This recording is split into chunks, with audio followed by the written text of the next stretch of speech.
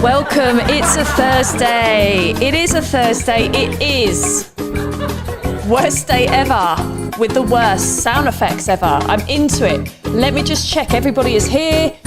Arriba. Okay, it's a Thursday. You're watching this live on Instagram at 8 p.m. Sorry for the weird graphics at the start. I'm going to put some little headphones in. Or you're watching it on catch up. Let me know what you're thinking, what you're saying. Hang on, wait for it. It's going to be a romantic ending.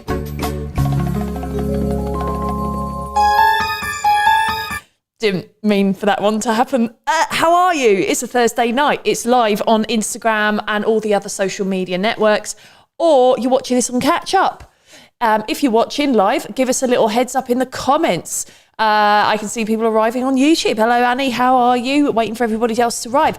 Who's on the gram? Hello, Nat. Hello, Michael. Let me know what you're doing in the comments. A bit of a weird one this week. Right, so I've got a weird show for you this week. It's going to be a good show, but it's a different show. So I hope you are ready for it.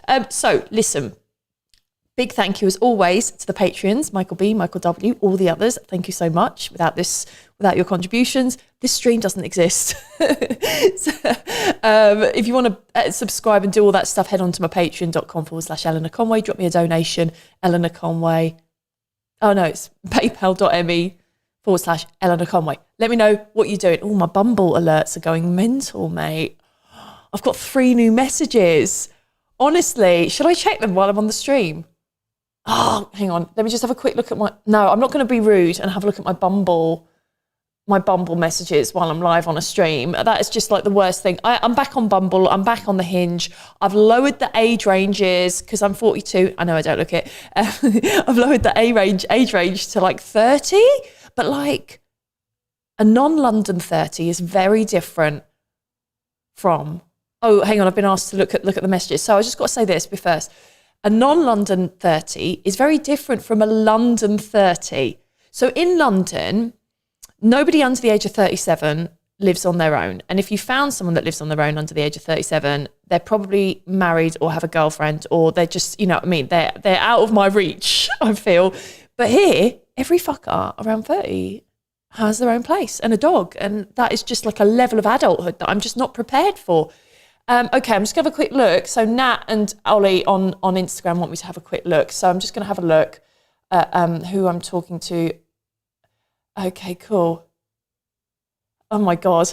Chatting to Hot Tom, who lives in the country, and he's just disgusting. He's got a dog, and we're talking about the dog and like how cute the dog is and blah, blah, blah. And he's put, and this is disgusting, a man from London would never do this. He's put, ha ha ha, and a really cute dog you can share. Now, this level of emotional availability is disgusting. It's freaking me out, mate. I'm not prepared for it. And he's just this guy I'm chatting to, just a nice guy I'm chatting to. He answers my messages. He's totally like, he's cute and hot and has like builds furniture and shit. Like, anyone that's spoken to me in the last few weeks knows that I essentially live in a massive flat, but with zero furniture in it. You can hear that echo. I've had to buy a sexy mic to make up for the lack of furniture absorbing the acoustical sort of reverberations of the room. So I'm disgusted with the level of emotional availability in Tom, and I'm chatting to a few others, but I'll save that for another day. So hang on, let's get back to the Instagram. There we go.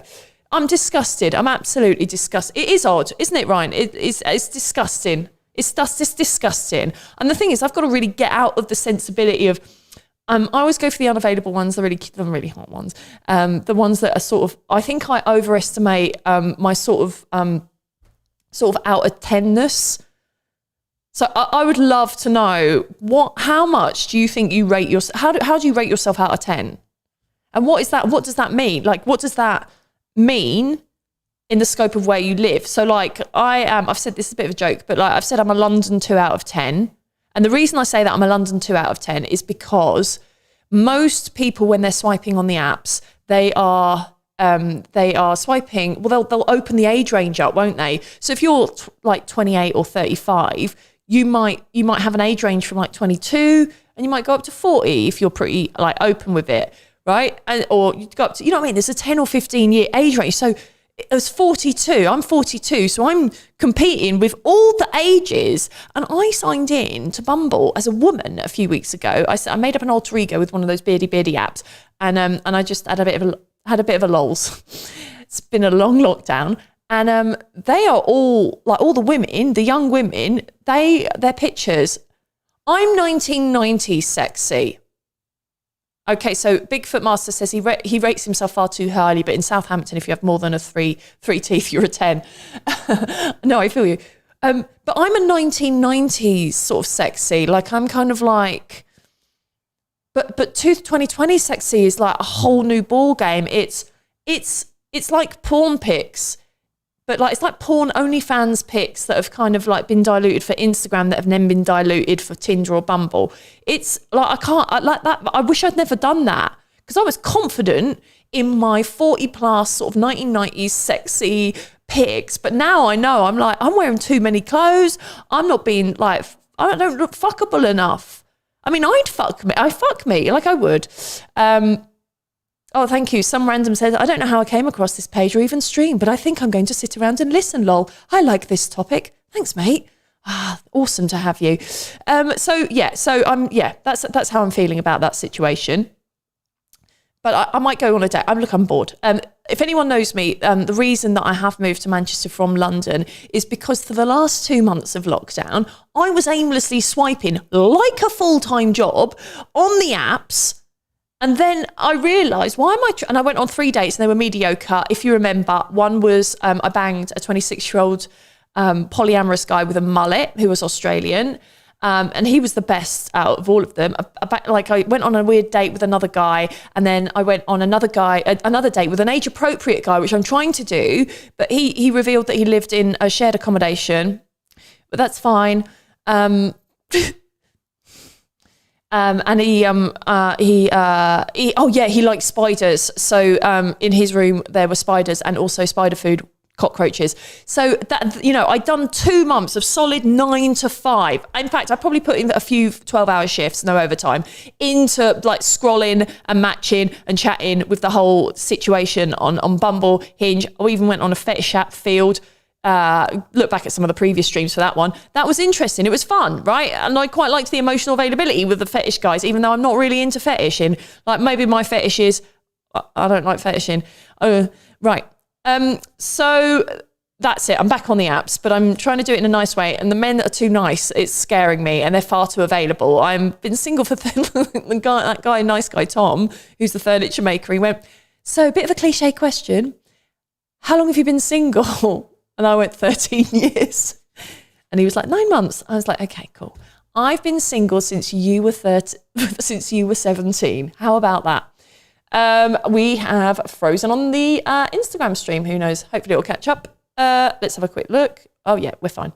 Cool. So that's what I wanted to talk about. Right. I want to be super fucking honest. I'm thinking about changing up the stream next week. So I just want to let you know that. On today's show, we have got a worst date, which is actually the best date. So we've got my mate Tamar Kattan coming up, and he's American. He now lives in Spain with a wife that he didn't have at the start of lockdown. In fact, they'd not met. So like, that is a story in itself. We recorded it a few weeks ago when I was in London, so we're going to play that later on. And secondly, I've been trying to get this woman, I hate calling women girls, because like anyone over the age of 15 is it's 18, sorry. I left home at 15, sorry. Anyone over the age of 16 or 15 or 18, well, legally 18, is a woman. So like, first off, let's all stop calling women girls, and I will be the first person to take my own advice. Right, I've been trying to get this woman to come on the stream, and I've been doing this stream since June, okay? I've only missed 1 week. No, Michael, I am not drunk. I am 6 years clean and sober, not drunk. Thank you very much. Basically, what was I saying? All right, I've been trying to get this woman to come on and tell me her worst date ever for fucking June, July, August, September, October, November. 6 months. 6 months I've been trying to get this woman to come on. And the only way I could get her to share her date, it's not a comic, it's not a celebrity, it's just a friend of mine. The only way I could get her to do it is by basically getting her to voice note it me and getting her, well, basically transcribing it. So what I've done is I've transcribed, and we're going to call her, what should we call her? What should we call this? I want to give her like a covert name. I don't want to reveal her identity. I know she's bloody watching. She'll probably sue me. All right, what should we call her? I don't know. We'll call her Sarah. Okay, we'll call her Sarah. Her name's not Sarah. Hang on, right. So Sarah sent me this via voice note. I've transcribed it. This is my friend Sarah's worst date ever. She's Northern. Oh, no, not Marjorie. Should we call her Marjorie? No, we're calling her Sarah. She's ingrained in my mind now. Okay. I should have worn a disguise. I don't know why. Right, I did not think this through. Sorry, guys. Okay. Okay, so this is Sarah's story. So this was during my singleness, or whatever you call it, in that London. And my mum was guilt-tripping me into finding a husband when I was 30. I'm 39 now, so she didn't do very well, did she? And I'm still not married. Do we like the accent or not? Is the accent staying or going? Sarah, I know, whatever. So I went on Plenty of Fish, which, as we all know, is where you get the dregs of society like myself. Anyway, I meet this guy, and he's a Yorkshire man, which is what I'm trying to do right now. And he was very funny. So I went on a few dates with him, and he was actually sound. I think she's Manchester or Liverpool. He was actually sound. And the first date we went on, he bought me a box of Yorkshire tea. And when I turned up, thank you, mate, Chris.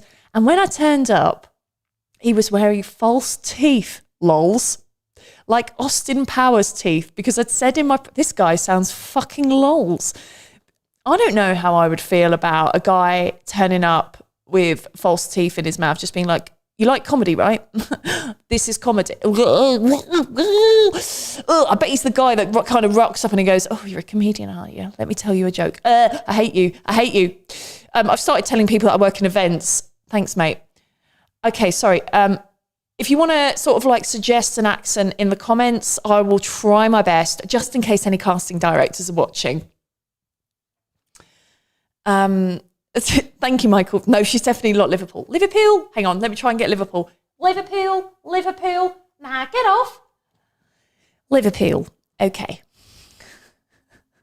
No, I can't do Irish.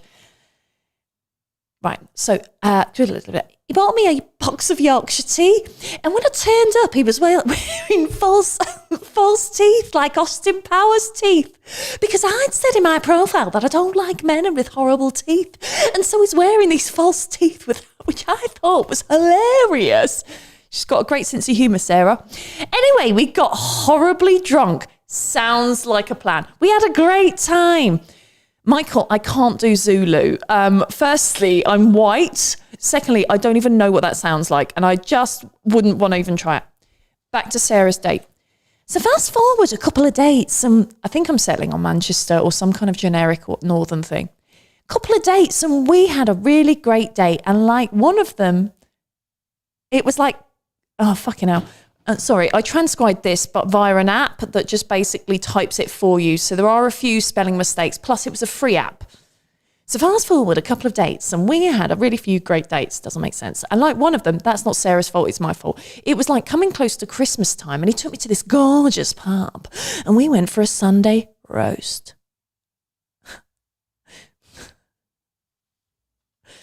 And when we came out of the restaurant, it was like all the Christmas lights were on. It was dark. It was cold. It was really romantic. And we get out of this restaurant, and, you know, he kisses me under the Christmas lights, and I'm melting. Oh, isn't that nice? That's a good first kiss. That's a beautiful first kiss. That is like, you know, I think women, we overly romanticize the proposals, the first kiss. And I think there's a lot of pressure on men. I think the worst thing, and this does not sit in with any sort of woke views whatsoever. It's not very PC. I don't like it when a man goes, do you mind if I kiss you? Because it sort of ruins the mood. But now I'm not sure how I feel about the do you mind if I kiss you? Because obviously there's a consent situation that I really wasn't aware about in the mid to late 90s. Let me know in the comments if you think it's okay for blokes like, do you mind if I kiss you? Anyway, it was Christmas, it was dark, it was cold, it was really romantic. And we get out the restaurant and he kisses me under the Christmas lights and I'm melting. And I'm like, this guy is fucking sound. And of course, why wouldn't you think that? You've had a few boss dates. You've had this beautiful, picturesque pub, and you've been getting drunk with this guy and it's been fun. And you're thinking, because we're all hopeless romantics, and under the lights you kiss, it's brilliant, right? And he kisses me under the Christmas lights and I'm melting and I'm like, this guy is fucking sound. So this is how the dating was going, she says. How it ended up, Sarah writes, is completely different. Strap in. So back in the good old days when you used to be able to hang out with your mates when you have the sniffles, not now like COVID times. Nice one, Sarah. I'll do the jokes, shall I? I'd come down with a bit of a cold and he was to come over to mine and we were going to get some food and hang out and have a couple of drinks and that. Anyway, he turns up and he was self-employed. Now, Sarah, did you know that he was self-employed before he turned up? I'm assuming he did. I'm assuming this is a sort of deficit in your storytelling techniques. It's just like an added thing. It's quite important. And he was like, you've got a cold, Moni. You've got the flu or something. They didn't know about COVID in those times. And I was like, well, I'm not really that bad. And he was like, well, I can't get sick because I own my own business, blah, blah, blah. Not a good sign. And so he was being really fucking anal. But the truth is, I was just desperate to get laid. We've all been there. So I had all my good underwear on. I'd waxed. I'd shaved from head to toe. The usual sort of preparation for getting laid. We can all do that. What I used to do back in the drinking days is I used to purposefully let my minge grow out to stop me fucking anyone. And obviously that did not work. I didn't, no. Or you'd be like, oh, I'd really like to have sex, but I didn't prepare. And the guy would be like, I don't give a shit. Let's get in there. And I'd be like, okay, cool. That's like a period move. When you're on your period and you're like, oh, I can't. I'm on my period. And the guy's like, and I'm like, okay, fine. And then put a towel down. Everything's cool. I really respect a man that goes straight into period sex on the first night. You're welcome. Heroes. Feminist heroes. Anyway. She's prepared. She's shaved from head to toe. I can't find it. Okay, so she prepared for getting laid. She's done it. She's busted out the agent provocateur. She's shaved. She's waxed. She's not even emacked. She's not even done the thick white cream that you put on your hairs and when you wait for 7.5 minutes and you start to smell your skin burning, you know it's working. No, she'd spend the £36 to wax. That's like a lot of money. Anyway.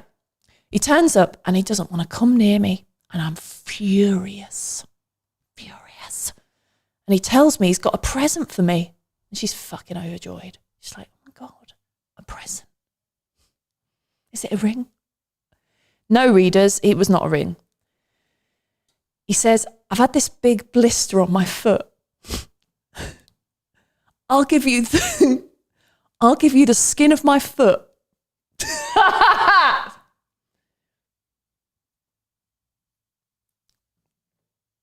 That's not what you want.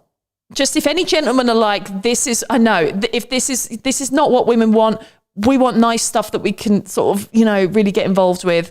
Chocolate, champagne, rings, nice stuff. This is not going well. He tells me he's got a present for me and he's like, I've had a big blister on my foot. I'll give you the skin off my foot. And I was like, that's disgusting. Appropriate response. So anyway, he's like, he's taking his shoes off and he's flapping this. She says, when you have a really bad blister, when you've been walking a bit too long and you get a massive blister the size of a 10p and like all the gluck drains from the blister and it becomes dry, and you got to put that drying powder on it, and then you get like one little pinprick, and you're just sort of playing with it, and you can see it's about to come off, and then there's just even like one little pinprick, and you see you go for a shower and you accidentally on purpose sort of really over dry your feet, and you're like, oh, it's just come off a little bit, and you just sort of like peel it back, and you try and get it round the bit. You don't want it to tear in the middle. You want the full capacity, the top lid of that 10p blister on your big toe, right? And it's part of the challenge. Like Tony Hart, a famous kids art bloke that didn't molest kids as far as we know, you want to be it's something Tony Hart would be very proud of, to actually just carve out the full 10p blister hat, instead of like just sort of messing up the design, right? So he basically has, it's flapping, right? It's flapping, which I think a flappy blister lid is, I mean, what does that mean? That means his blister lid hats always come off perfectly. Or he wanted the effect, but like that could have torn in his sock. He was really playing a very, very dangerous game. Like maybe he just peeled back the lid hat like halfway, like a can of sardines. And then he was like, I know what I'll do. I'll just let it nestle in the sock as I'm walking. And then when I take off my sock, it'll probably be like real flappy. Maybe that's the sort of wind effect he wanted for this day. He was like, I know what would make it for Sarah's like sort of being enamored with me is the flappy in the wind. That's it. I want to give her the present. I want to take it off, give her the present so she knows that it's fresh off the bone, that it's a present that I've only saved and I've grown for her, a beautiful thing that I have created through the power of my toe. Anyway, and it's flapping, and he's trying to pull it off, and it's this big, the big flapper skin. Anyway, he pulls it off in the living room, and she says she doesn't remember, I think because she just blacked out at that point. And he puts it on her mantelpiece. And she says, I was like, that's disgusting, get rid of it. Either way, she said, he's pulled this fucking flap of skin off his foot, and we go to bed. And so we share the same bed, but we don't have sex. I think that is a real, I wonder if he was confused that Sarah did not hit on him, or the sexual chemistry didn't sort of go into the bed. Because I've done that thing before. We've all done that thing where we're like, oh my God, yeah, I mean, you can come back to mine, but like, we're not having sex. And that means we're totally having sex, but I don't want to seem slutty. So I don't know, like he must have known something got wrong, something went wrong. Or maybe this is just how all women react to him. Who fucking knows? Anyway, so the big flap of skin is off the foot. It's on the mantelpiece. They're in bed. Sarah's wearing her sexy underwear. Cut to this morning. Birds are tweeting, sun's shining, wind is just sort of like rustling in the trees outside. Sarah wakes up and she thinks, oh my God, that was awful. That was a bad dream. And then she remembers that dickhead's next to him, right?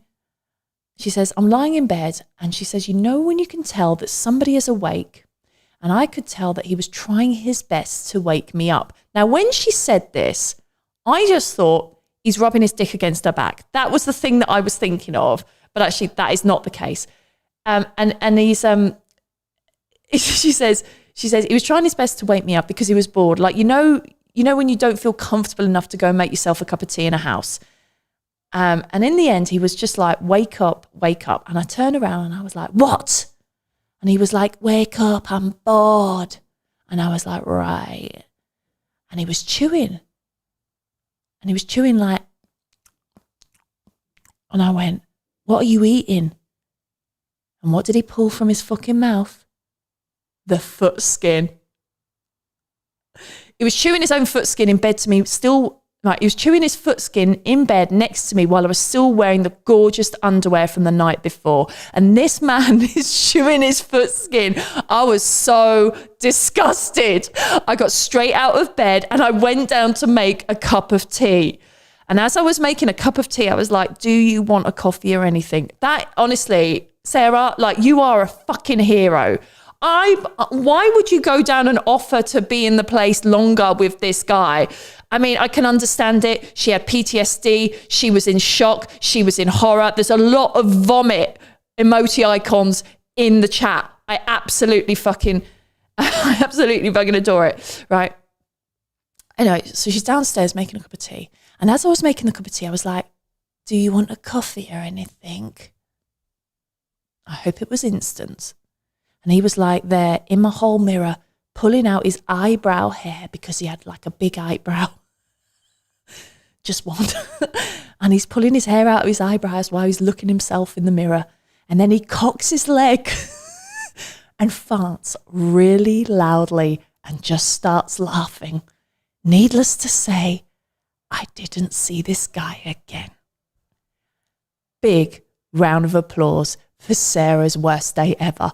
That, I think, is the worst I've ever heard on the stream.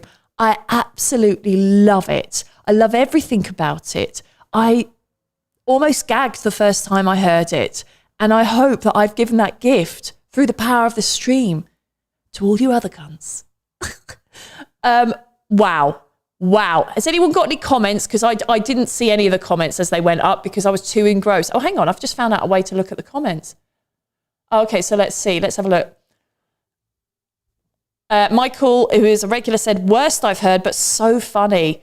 Chris is gagging at the skin. Raina's gagging. Jojo's gagging. Bigfoot Master's gagging. Belle is like, no way. Michael's gagging. Everybody's gagging. Bigfoot says, what do you mean she went to bed with him? He's leaving DNA all over the house. Chris says, you guys remember that Austin Powers scene where Goldmember eats his own blister skin? Oh, shit. That's him. I love it. Oh, Bigfoot says, I know people who would pay money for that. Okay. Bigfoot is our resident fetish guru who comments and has been on the screen a number of times. Listen, that was the best one. I know that some people are a little bit shy to share their worst day ever. So look, if you want to share your worst day ever, just DM me, voice note me. I will protect your anonymity. I will. These stories need to be shared with the world. Where is this guy, Sarah? Do you know? Also, did he accept the coffee? That's what I want to know. What are the unanswered questions of this? Did he eat? Did he swallow the skin? Did he chew, swallow? Or did he take it out and leave it somewhere? Or did he put it back in? Does she still have the skin? How long before he left? Did he make the coffee? Did he take the coffee? What happened? I desperately want to know what happened. Right. Thank you. Thank you for so much for being with us today. Right. I need to do a bit of housekeeping before we share more. So I'm thinking about doing another type of stream next Thursday because I want to sort of expand the brand. So I would really love your worst dates ever. Yeah, we do need an update. I'm going to ask Sarah for an update for next week. But what I might do is make a hybrid stream next week where worst date ever is like featuring and you know, and all that sort of stuff. And kind of, I've got an idea called In the Comments where we all look at the comments of our favorite YouTube videos. And maybe, let's start with YouTube videos. Let's not go into Pornhub territory. That's too intense. But if you've got a favorite video that you've been looking at this week, send me a DM and let's look at the comments and go into the comments for next week's stream. Right. I have got a worst date ever with a comedy guest. We recorded it about, before I came to Manchester about 3 or 4 weeks ago. It's my friend Tamar Kattan. He's really, really funny. He's a US comic. He's a US comic. And he's brilliant. He's just been on the telly loads. He has got an amazing story. So what I wanted to do is I wanted to balance out the grossness of Sarah's story with the beautifulness of Tamar's story. Because Tamar, he's an American comic, but currently he's in Spain with his wife, who he didn't even know at the start of lockdown.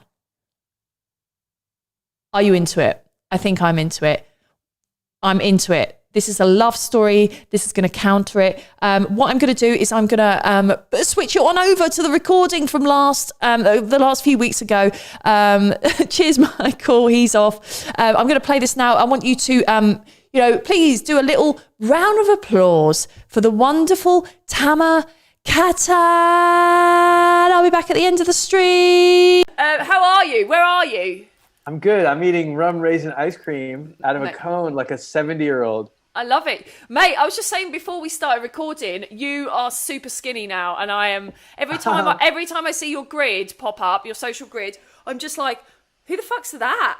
And I was like, oh no, it's Tamar, right, fucking hell. But I think the first time, or one of the early times I met you was drunk.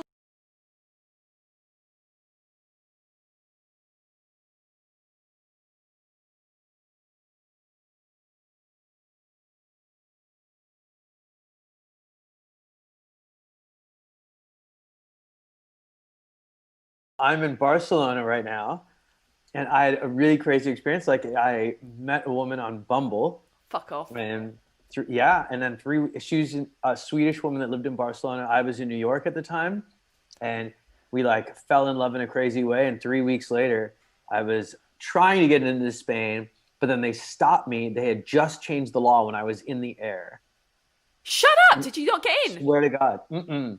I flew all the way to Barcelona. Even in London, I was showing them this QR code that I got from the Department of Recreation or whatever in Spain. Everything was supposed to be fine.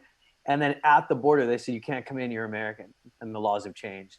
And then they put me in an airport jail, like a straight up jail overnight. And then the next day, police escorted me onto the plane, kept my passport. And then I went to Heathrow, where everything was closed, including the hotels.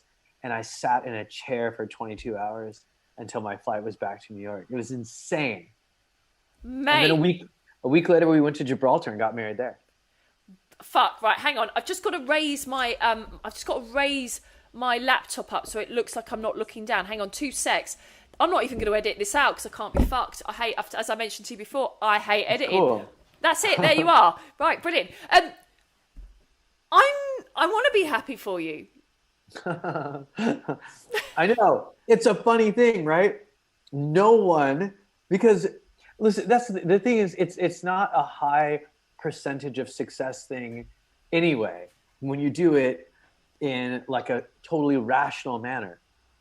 And I'm the same way. I'm not like a maniac. I mean, a little bit, but I'm a pretty thoughtful person. I'm 49 years old. I'm going to be 50 in 10 days. Mate, you don't look 49. Thank you. Thanks. But it's like, so I'm not like a dope or anything like that. But what do they say about not bringing a knife to a gunfight? Don't bring your brain to a heart fight. Like when your heart wants to do something, your brain just gets its teeth knocked out. So, Mate, do you know what? As far as I can remember, and obviously we don't like we've seen each other about, but I don't know your personal life. But I always thought you were like the eternal singleton. Would I be right? 100%. Right? Okay, yeah. 100%. Eternally single. How long were you single before you met your wife?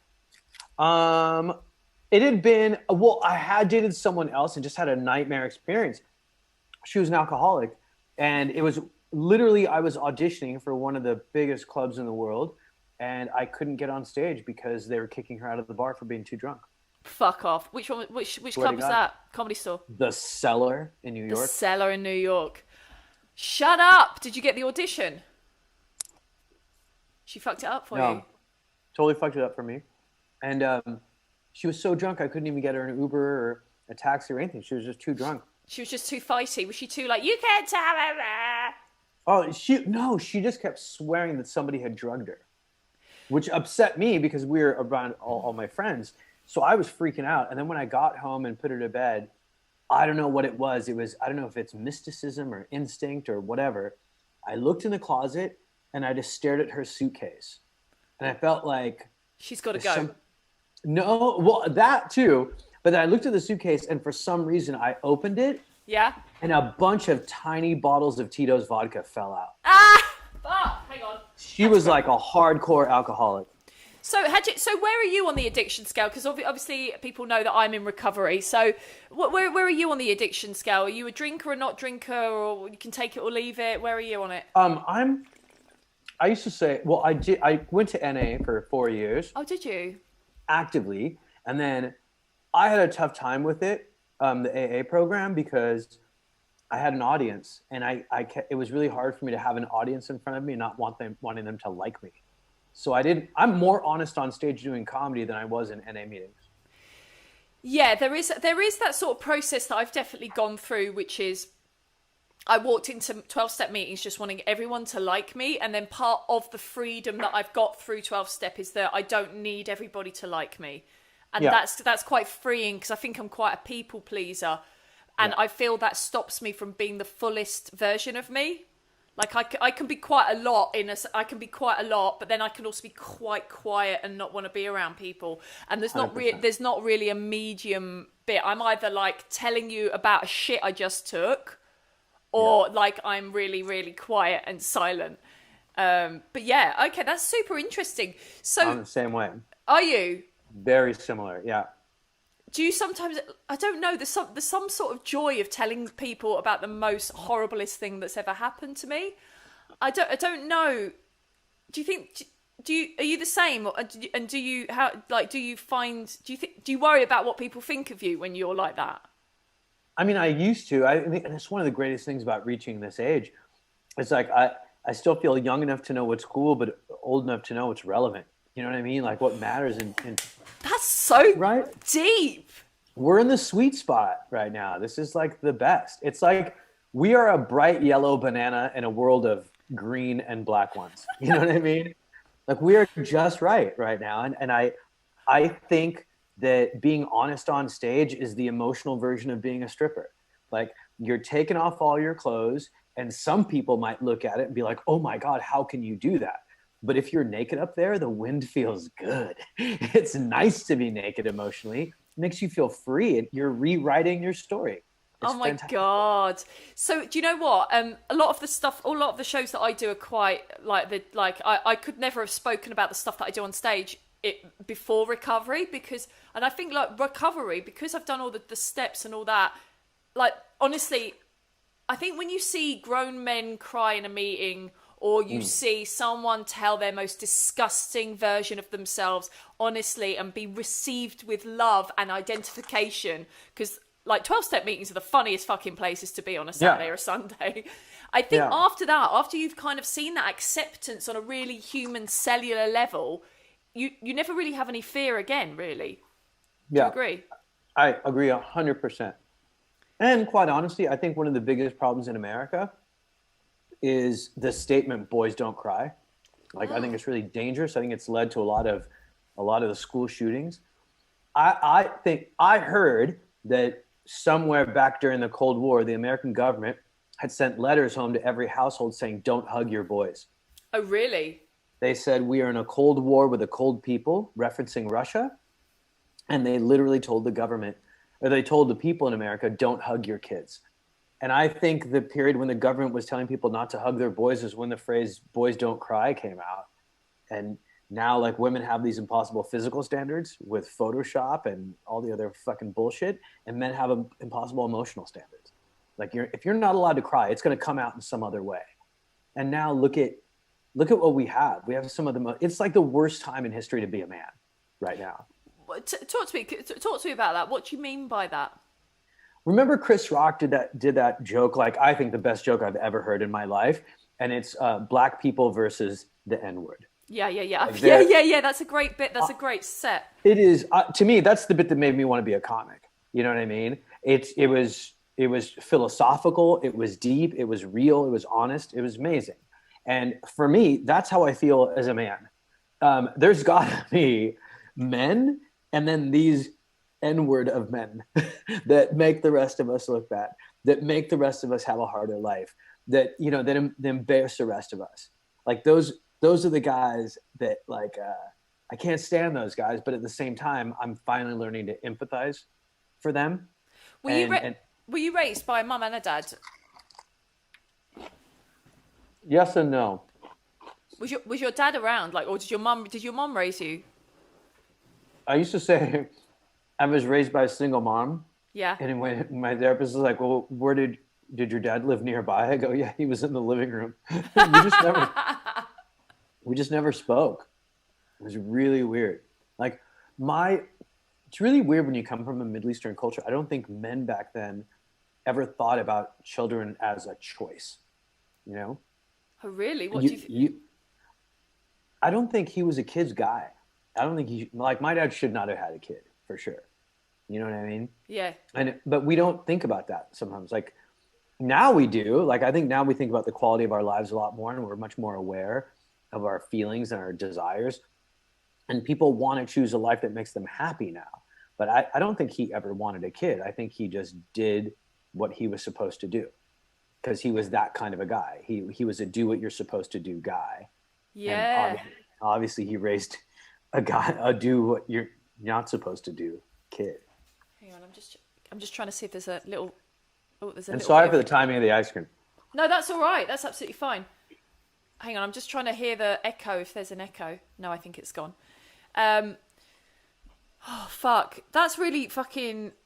Do you know what I've been thinking about recently? I've been thinking about, like, I won't date divorced dads now because divorced dads now, they give a shit about their kids, whereas when I grew up, dads didn't give a shit about their kids. Basically, I think I only want to date really shitty dads. That's kind of my vibe. So I've just avoided them now. I got a tag for you Okay. for that bit. It's like, you know how they talk about dad bods? Yeah. Like, that's not a dad bod. That's a good dad bod.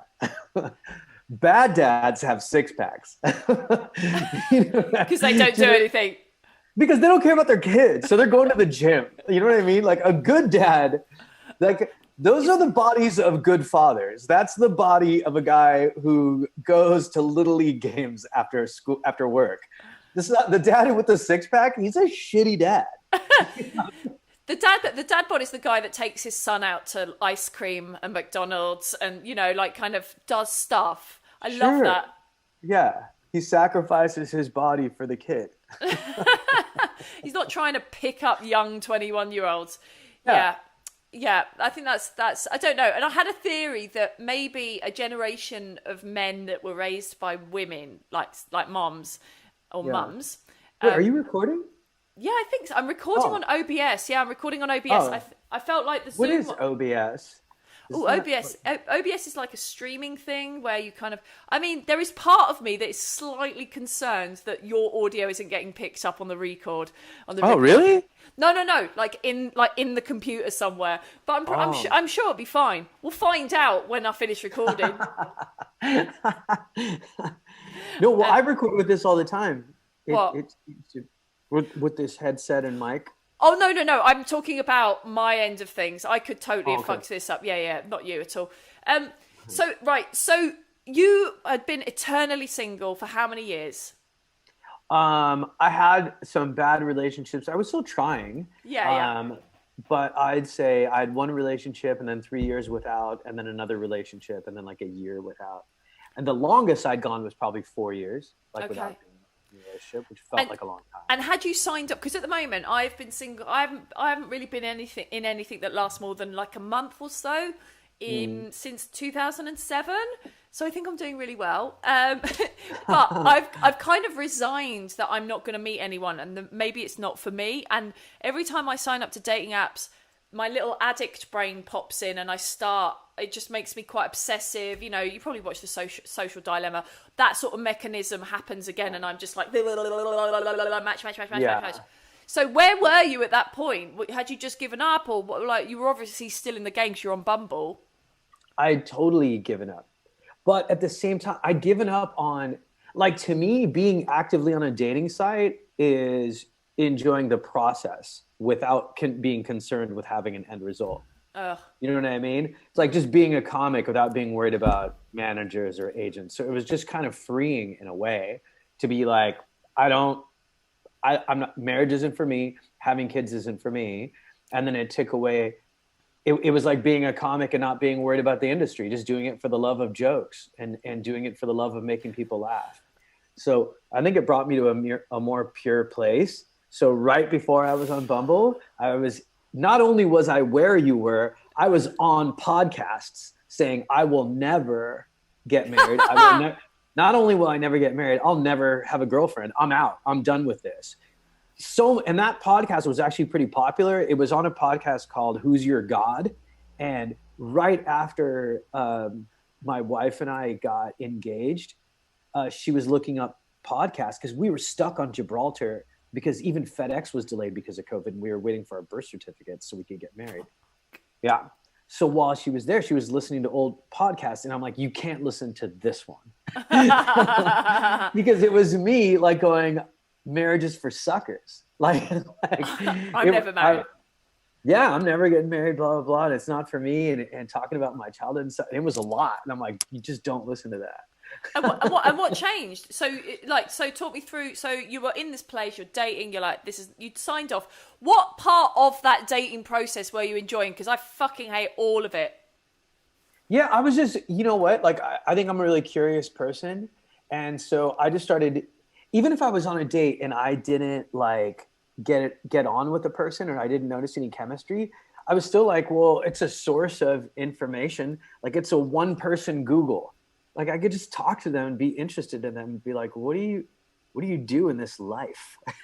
You know, like I think I've gotten to the age where I'm genuinely interested in people now. When I see people walking down the street, they're like different channels on cable. And I want to know like what their big shows are, like what books they read, what shows they love, who their favorite comics are. So even if it's someone that's completely different than me, then it's even that much more interesting to kind of find out what they're all about. But hang on, if you're quite an interesting guy, you travel the world doing stand-up, you're an interesting guy. If you're going out with like a fucking boring 9-to-5 admin girl, she's just like, oh, just like watching Netflix and going to my admin job. What the fuck are you getting out of that date? That's interesting to me. What are you interested about? It's like The Office. It's such a brilliant show because it's about nothingness. But what questions are you asking her? Are you like, so tell me about what you had for lunch today? Are you getting that sort of granular? Here's what it's like. It's like I'm a wolf and I'm going on a date with a dog that lives in a mansion. And I'm like, and you're like going, how could you be interested in that dog? You live in the woods. But no, I'm interested about the indoors. Okay. So much more like domesticated than I am. Hang on. Let's do a role play, right? We're on a date and I'm the world's most boring woman, right? I want to see how you find enjoyment in this. All right, okay, cool. So we're like, all right, cool. Hi. Hey. How's it going? Yeah, great, thanks. Oh, wow. You seem like yogurt with no fruit on the bottom. Is that who you're being right now? That's who you're being? You're being like, psh. No, I'm just being me. Yeah, see, that's interesting to me. Sorry, what? I don't understand. Well, I'm acting. That was acting. That's good acting. This is a role play, like yeah, but like that's not an accurate role play though, because that's like you saying I'm going up to like the most boring people at a bar on purpose and going, hey, let's talk about nothing. No, I'm not talking about that. Like there was definitely a reason why I would have like spoken to those people in the first place on a dating app. You know what I mean? Okay, all right. Maybe those weren't great test conditions. I apologize. Yeah. No, but it was good acting though. Thanks, man. So hang on. So were you calling people before you went on the date with them? Yeah, like I'll give you an example, right? There was one time I went on a date with this girl, and she made this statement. I was wearing a bandana on my head. And at the time, I had on this like denim Levi's vest and had punk rock patches all over and a Willie Nelson pin. And then this patch that said, eat the rich with a fork and knife through a skull. Okay. Now, you know that like I'm very inspired by punk rock, almost more now at 49 than I was at 19, because I pay attention to the lyrics now and I appreciate that history is rhyming now with what it was then. I understand punk rock on a level that I didn't before, right? So I'm very much about it, and I literally wear it on my sleeve. And now I'm at dinner with this woman because I choose to date people my own age. I don't like dating girls that are way younger. If you don't know who the Beatles are, I don't care what your boobs look like. You know what I mean? So we just can't connect. So then we're sitting there and she goes, don't you think your bandana's a little much? And I went, what? And I went, so she was not a boring person necessarily. She was just a dog that believed in sitting when someone told it to sit and laying down when someone told it to lay down. And I was a dog that ate Frisbees. So I was like, why were you attracted to meet with her then?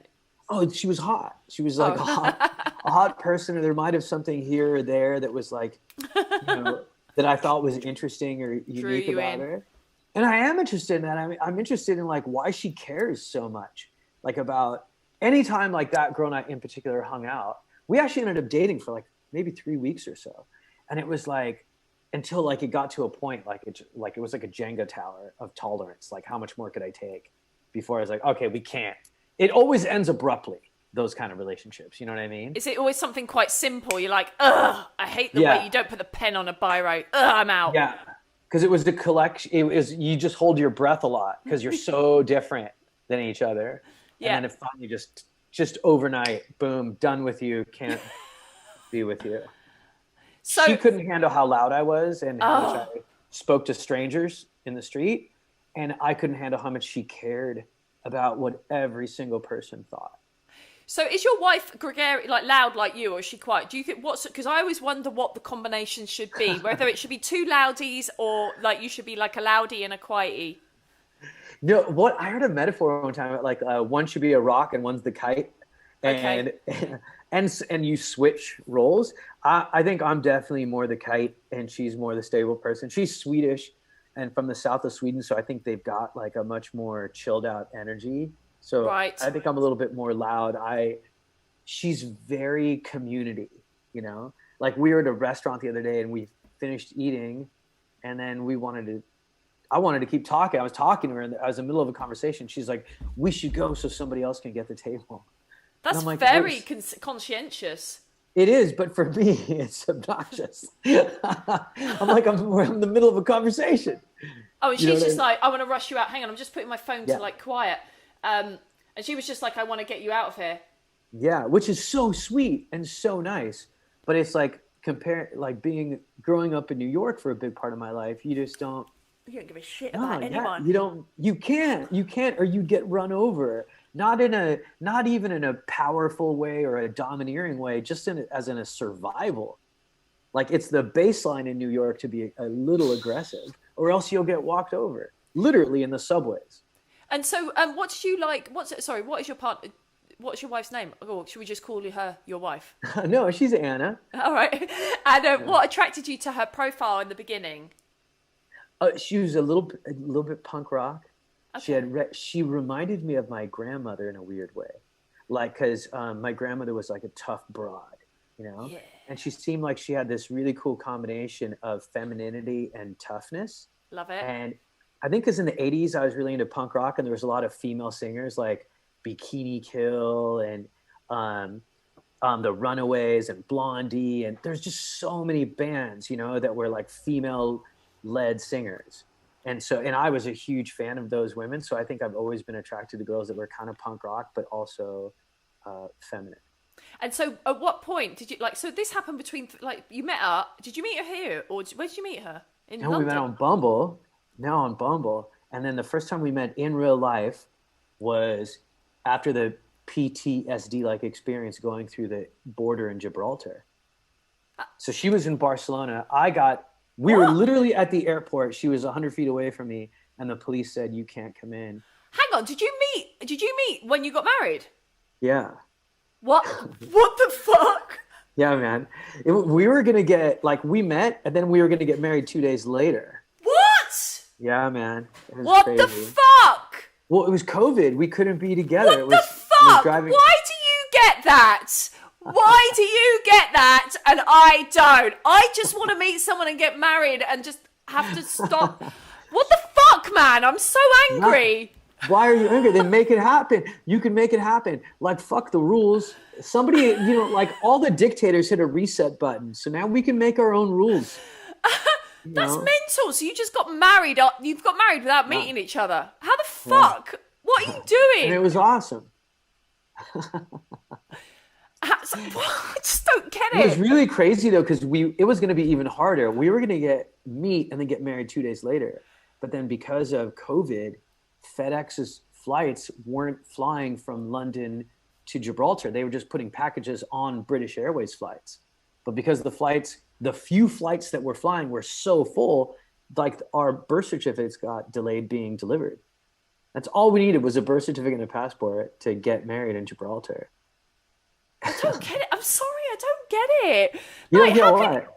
I've just been on so many, like, I've matched and spoken to so many people on so many dating apps. That's never happened to me, you fucker.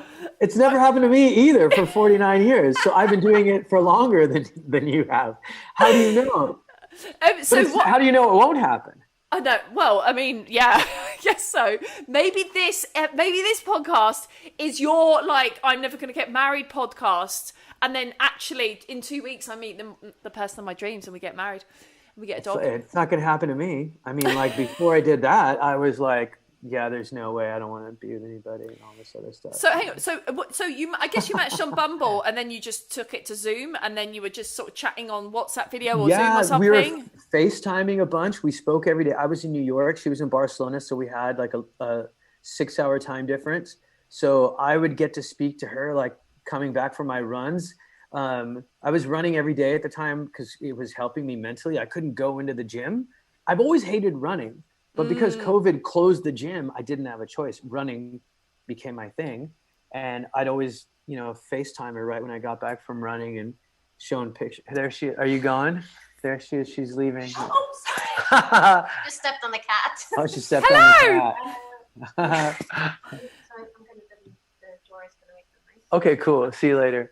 Oh, it's disgusting. Disgusting. Rubbed it in your face. Oh, I hate it. Coming. So, like, you were just like connecting on technology, which I think is great because it takes the sex out of it right from the beginning. 100%. You got to connect. And so does the pandemic. It just removed all the bullshit. I think as comics, we're in the habit of being really honest. And then when it's like when you lose the audience and it's just you and this one other person and she's who I spoke. It was even better actually speaking to her after a run every day. Like, do you know how at the end of yoga you meditate and it's easier to meditate after you're physically tired to get mentally? Like I have friends who are like, I can't meditate. I'm like, work out first. Then you'll be able to meditate. Exhaust your muscles. Then you'll be able to go into a deeper meditation. But if you're all tense and shit, then beat yourself up. Even Cesar Millan did it with the wildest dogs that wouldn't sit down when he went, psh, he would take them on a run on his ridiculous rollerblades. And then do you know who Cesar Millan is? No. He's the dog whisperer. I'm not very culturally like broad.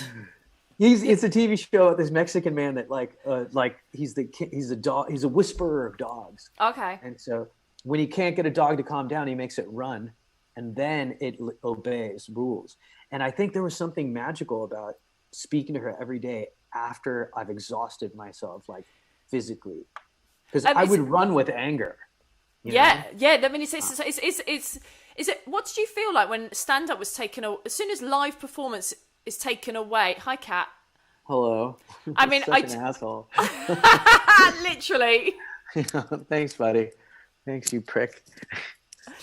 But I think when that physical release of being on stage has been taken away, like this, it's quite fucked up, isn't it? Like it's quite like, I don't know, did it affect you like personally? Because it definitely made me a bit sort of sad, I definitely needed to do exercise in order to run through it and just smash it out of my body.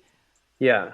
I mean, I've been really lucky. I have boxing, and even with the gyms closed, I had like boxer friends, and we'd go to the park and we had full-on workouts in the park, but there was a period of time when I wasn't exercising, and we were all kind of holding our breath, like going, maybe one more week, maybe 3 more weeks.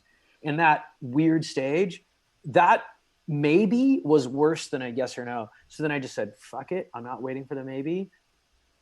This is our situation for now. And I just, made do with what I had with running and boxing in the park and stuff. And that helped a lot, but boy, did I miss that stage.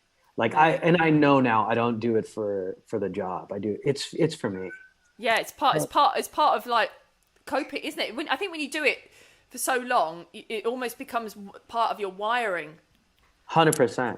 Yeah, absolutely. I mean, there's definitely chemicals released, there's a definite reason why the people that are drawn to it happen to have certain experiences in common. So you're speaking to your wife every day, like every day, once a day or Yeah, twice a day or yeah, every something? day. We started speaking more and more, and and just really honest, real conversations. I don't think we initially thought we were just going to get married like that. It's just that after we fell in love and really felt like we really knew each other, because we'd spoken for months, but we just couldn't Oh, be right. together because of, but we hadn't met face to face, but we'd spoken for months. And then I wasn't used to, luckily because of comedy, I had resources to travel wherever I wanted to travel to. Hello, you're not getting out, you freak. It's the cat. Can you hear him meowing? Yeah, you can. Oh, Jesus. All right, let me pick him up so he's not making noise. Hello.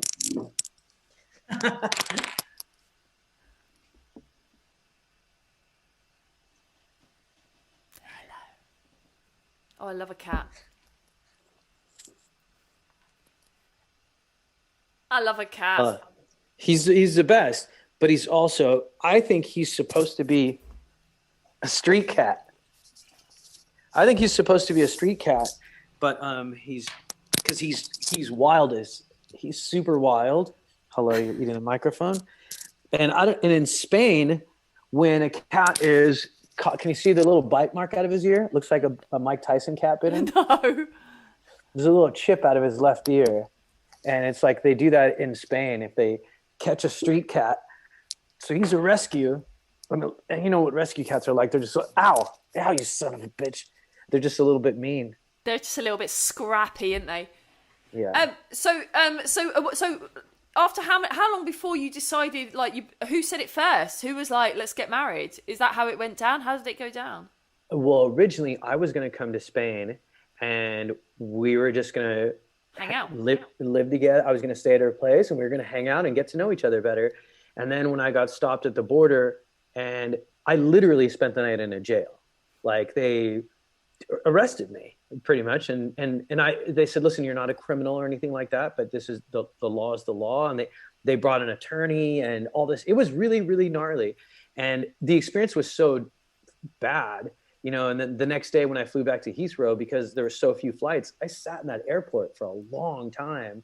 And then the internet went down. All the hotels were closed. No. It was insane. And I didn't want to ask any of my friends because I was just on a flight, even though I already had COVID in March in New York. So I just didn't want to ask anybody. So I just sat at that airport for a long fucking time. And, and she felt awful and then she had to go back to Barcelona by herself. So she was like, let's just get married instead. I feel bad. Well, no, we were like, I guess we can't be together. Will we ever be able to be together? And I started doing research, and because that's what I've done my whole life, like from what we knew, that was it. We weren't going to be able to be together. And I just didn't accept that. I was like, no. I think that's the best thing America gives you is like, you just don't take no for an answer.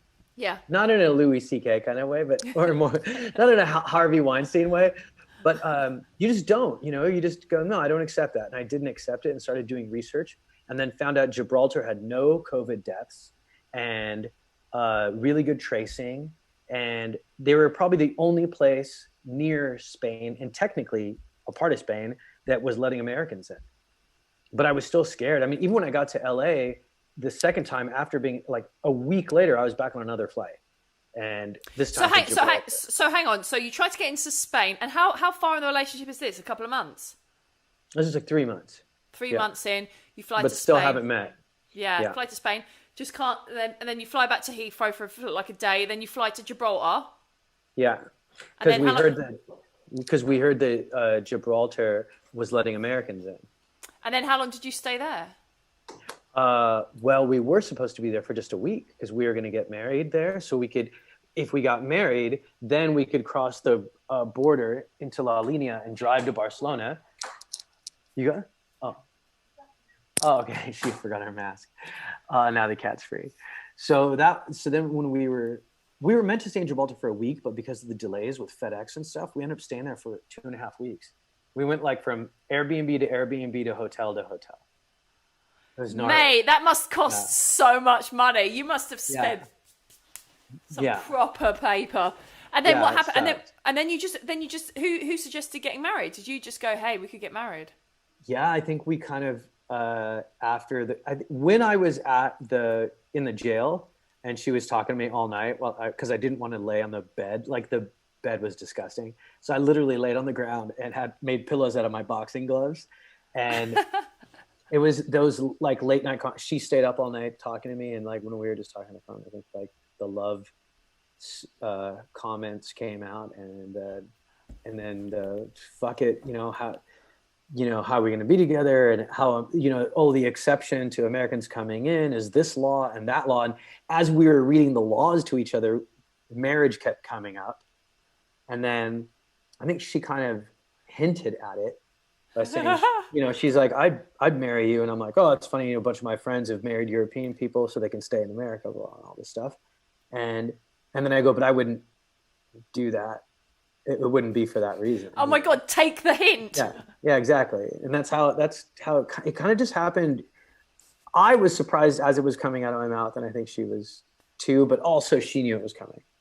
It's not like she didn't. Mental. So that's so mental. Oh my God. Yeah, it's crazy. You know that there's like an Edinburgh show in this when we're all back.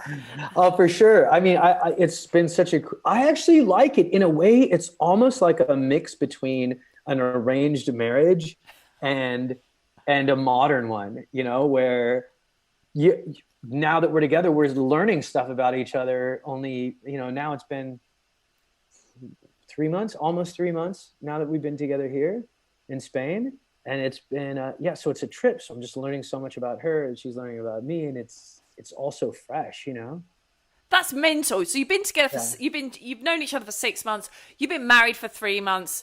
That's mental. What if you'd got together and like had sex and it had been shit? Like that would have been like traumatic. You didn't buy before you tried. Like you didn't try before you buyed. We mentioned it, and that's the thing that I liked about our conversations. We kept it real. We were like, hey, look, not in a hip hop way. Like we kept it real, as in legit. Like I'm not. But we did. We started talking about the realness of it, and we said, look, we haven't been together. Sex matters. Chemistry matters. And if show us your dick, it doesn't work out. Yeah, like when we said if the chemistry's not there, we got to be honest with each other, and we got to say it. And the other person gets it out, and the other person can't go crazy. So we were cool. Oh my God. I highly recommend it, man. It's the best relationship I've ever been in. That's mental. So I a few years ago, after being nagged by my sponsor for like ages, we decided, or it got too painful for me to have casual sex. So I went like emotionally painful, not like some weird vagina condition. And I went celibate for like a year. And wow.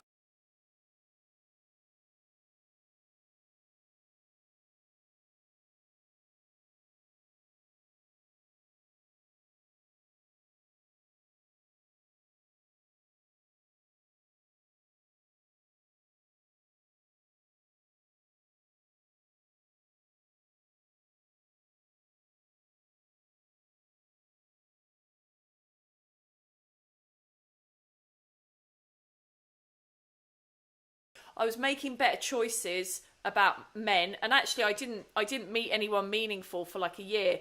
But when I did meet that person, and it only lasted for a short time, but it was a more meaningful connection than I'd had probably ever in my adult life. For me, wow. Probably not for him, but like because he's unfollowed me on Instagram. But for me, the way that I was in that was a little bit more sober than what I'd been previously. So instead of like, what usually happens to me is I have sex and then I go, oh, maybe, and then I try and negotiate a relationship out of that rather than asking them if that what they want before we have sex. Ah, interesting. Yeah, I get that though. I get it. I understand it.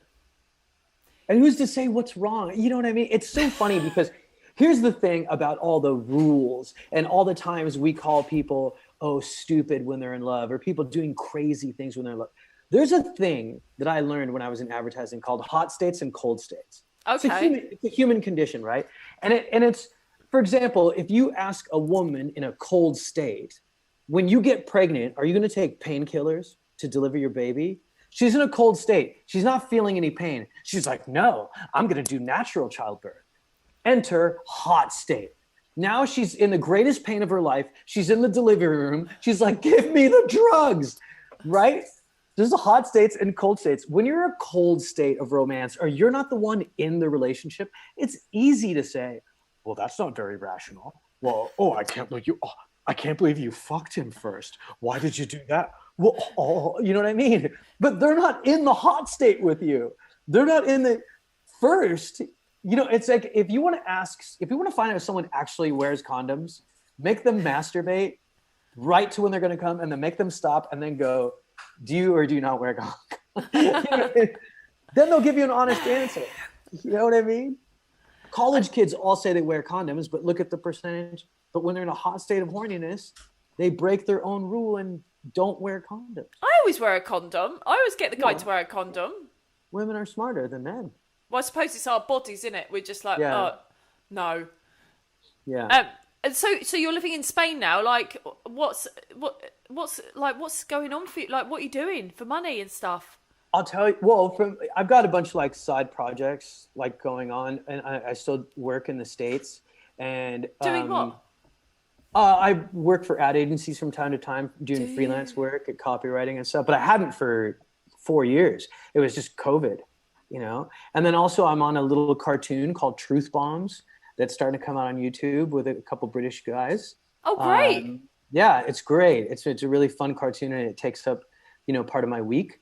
And it's great. It's kind of based on believing everything you see on the internet versus the actual truth. Love it.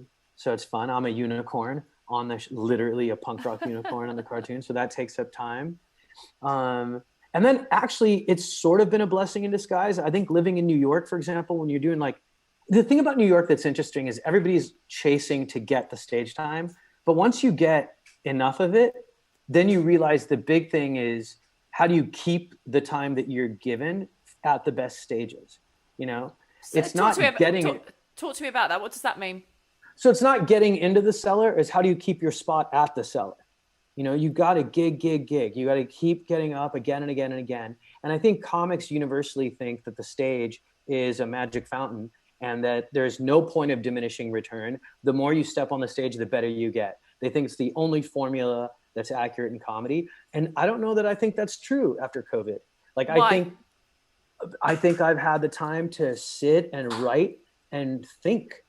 I haven't sat and thought in a long time, especially in a place like New York. New York yells at you, not just the people, the city itself, the subway. It's like metal on metal, clank, clank, clank. You know what I mean? It sounds like robots fist fighting around New York. You just hear, either you're on the subway hearing the banging, you're walking underneath a bridge hearing the banging, you're in the street hearing horns, seeing homeless people. I saw homeless people having sex. Yeah, it's intense. I watched a homeless couple have sex in garbage. It was, and I was eating a falafel. I'm like, I'm so emotionally overwhelmed. You're just watching them. You're just like, yeah. I was so numb. I felt like an ER nurse, like just numb to everything. And now that I feel like my jokes are more thoughtful, I think that I've gotten to a point where I know I can make anything funny. I've learned to get disciplined with my comedy again. Like, I write every day now. Whereas before, I've fallen victim to that write when you're inspired bullshit.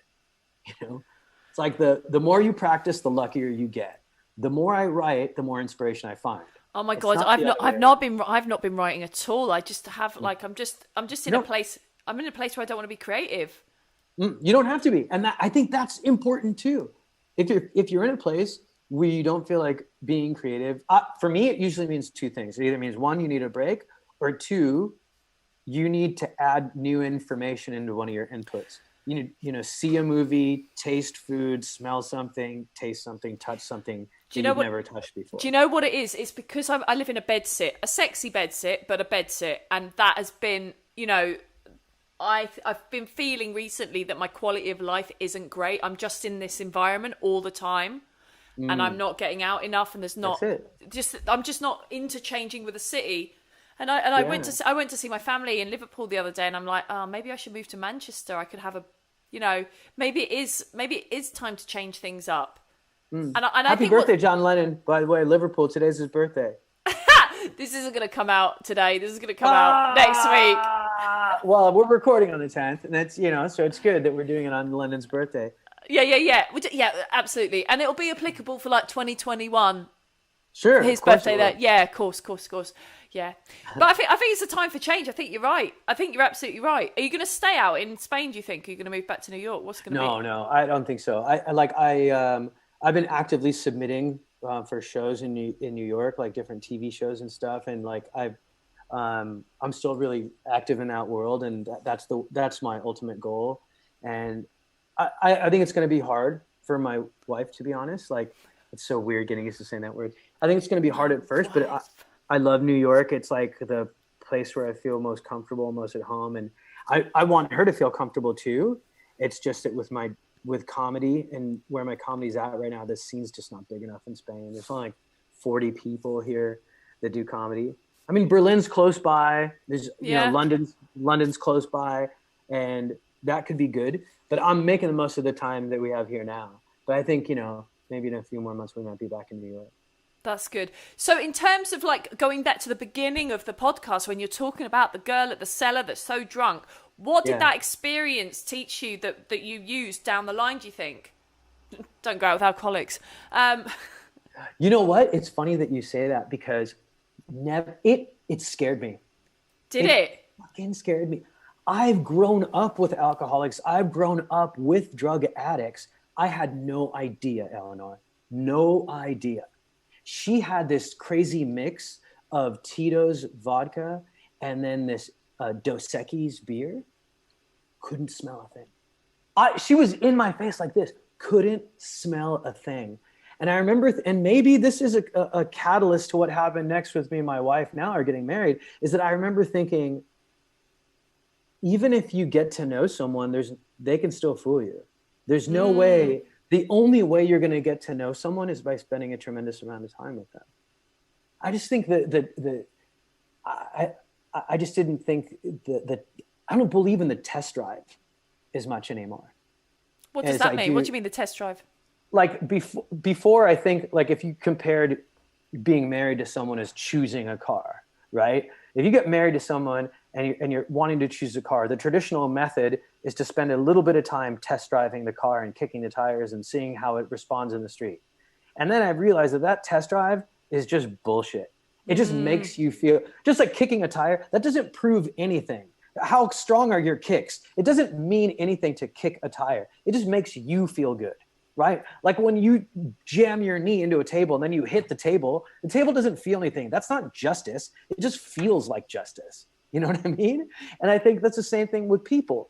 How, at this age, at 49 years old, what am I going to do? Spend 2 years getting to know her? 3, 4 years getting to know her? Hey, we're 67 years old now. Should we get married now? What do you think? No, we're living. Let's fucking live.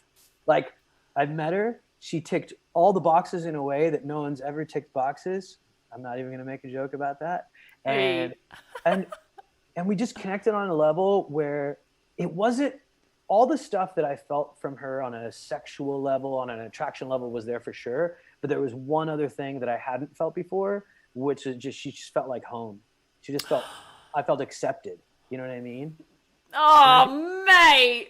That's gorgeous. Yeah, that's really great. I'm really glad. You're like you're like hope. That do you know what I mean? Your story is like hope.